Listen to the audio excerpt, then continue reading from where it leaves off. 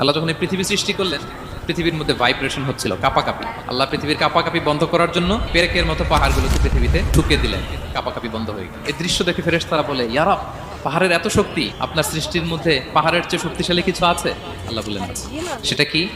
আল্লাহ বললেন সেটা লোহা, কারণ লোহা দিয়ে পাহাড় কাটা যায়, ঠিক কিনা? লোহার কথা শুনে ফেরেশতারা অবাক। ফেরেশতারা প্রশ্ন, তাহলে আপনার সৃষ্টির মধ্যে লোহার চেয়ে শক্তিশালী কিছু আছে? আল্লাহ বললেন আছে। কি সেটা? আন্নার, আগুন। কারণ আগুন লোহাকে কি করে?